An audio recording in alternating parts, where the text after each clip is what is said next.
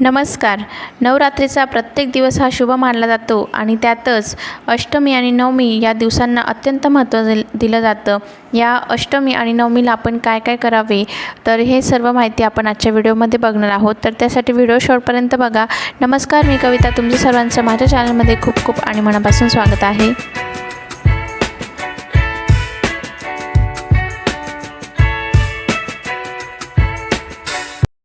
नवरात्रीच्या पहिल्या दिवसापासून दुर्गा सप्तशतीचा पाठ केला जातो. परंतु ज्यांना शक्य झालं नसेल किंवा जमलं नसेल किंवा इच्छा असूनही करता आलं नसेल, तर अशा लोकांनी दुर्गा सप्तशतीचा पाठ अष्टमी किंवा नवमीला जरूर करावा. तर महाअष्टमीच्या दिवशी हा पाठ अवश्य करावा आणि यामुळे आपल्या घरात सुखसमृद्धी येते असं मानलं जातं. नंतर अष्टमीच्या दिवशी किंवा नवमीच्या दिवशी आपल्या ऑफिसात, घरी किंवा दुकानात अष्टमीचा हवन जरूर करावा. यामुळे आपल्या घरातल्या सदस्यांवर किंवा म्हणजे जे काही आपल्या संकट अडचणी असतात तर त्या दूर होतात आणि अष्टमीच्या किंवा नवमीच्या दिवशी होम हवन जरूर करावे. त्यानंतर महाअष्टमीच्या दिवशी दुर्गा मातेला 8 कमळ अर्पण करावीत.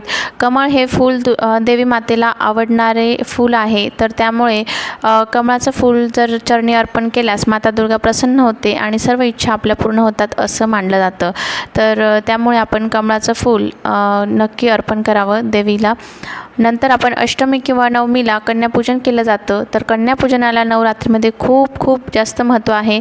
तर त्यामुळे कन्यापूजन आपण जरूर करावे आणि कन्यापूजनाशिवाय आपण नवरात्रीमध्ये कितीही उपासना सेवा केल्या तर कन्यापूजनाशिवाय त्या अपूर्ण असतात असं म्हटलं जातं.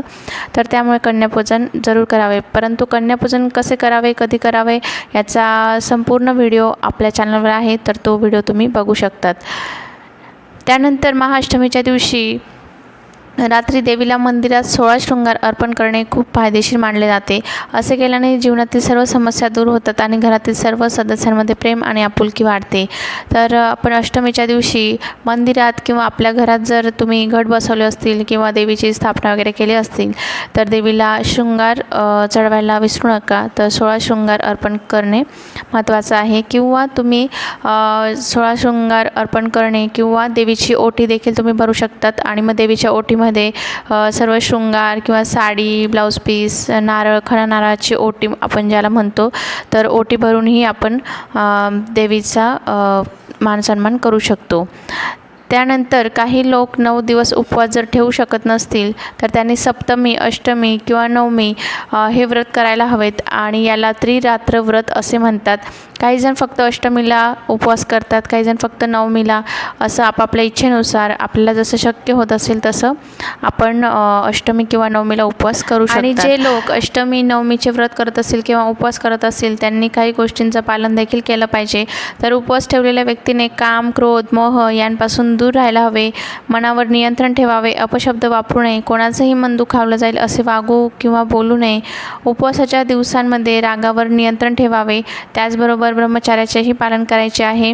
नवरात्रीच्या उपवासामध्ये गहू, तांदूळ यांसारखे पदार्थ खाणे टाळावे. चुकूनही ते पदार्थ खाऊ नये.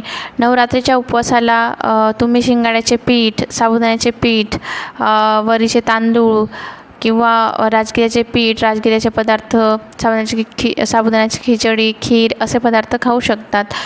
त्याचप्रमाणे दूध आणि फळांचा आहार देखील तुम्ही घेऊ शकतात. जर तुम्ही सप्तमी, अष्टमी, नवमी हे व्रत करत असाल तर याला त्रिरात्र व्रत असे म्हणतात आणि या तिन्ही दिवशी व्रत करून तुम्ही दुसऱ्या दिवशी म्हणजे शेवटच्या दिवशी तुम्ही उपवास सोडू शकतात. आणि जर तुम्ही फक्त अष्टमीला किंवा नवमीला असा एक दिवस जर उपवास करत असाल तर तुम्ही संपूर्ण दिवसभर उपवास करून संध्याकाळी तुम्ही सात्विक आहार घेऊन उपवास सोडू शकतात. तर अशा प्रकारे तुम्ही अष्टमी किंवा नवमीला जे काही तुम्ही उपवास करत असणार तर तसा तुम्ही उपवास करायचा आहे. त्यानंतर नवरात्रीच्या 8व्या दिवशी देवी महागौरीची पूजा केली जाते. शारदीय नवरात्रीतील महाअष्टमी 22 ऑक्टोबर 2023 रोजी आहे आणि अश्विन शुक्ल अष्टमी तिथी 21 ऑक्टोबर 2023 रोजी रात्री 9:53 ते 22 ऑक्टोबर 2023 रोजी रात्री 7:58पर्यंत असेल. तर या दिवशी उपवास करून कुळदेवीची पूजा केली जाते. आपल्या कुलदेवीची पूजा करायची आहे. त्याचप्रमाणे अष्टमी किंवा नवमीला आपण आपल्या देवीला कुंकुमार्चन करावे. कुंकुमार्चन हे देखील आपल्या देवीची आवडती सेवा आहे. तर आपण कुंकुमार्चन अवश्य करावे अष्टमी किंवा नवमीला. त्यानंतर नवमी ही 23 ऑक्टोबर 2023 रोजी आहे आणि हा दिवस माता सिद्धिदात्रीला समर्पित आहे. आश्विन शुक्ल नवमी तिथी ही 22 ऑक्टोबर 2023 रोजी सायंकाळी 7:58 ते 23 ऑक्टोबर 2023 रोजी सायंकाळी 5:44 पर्यंत असेल.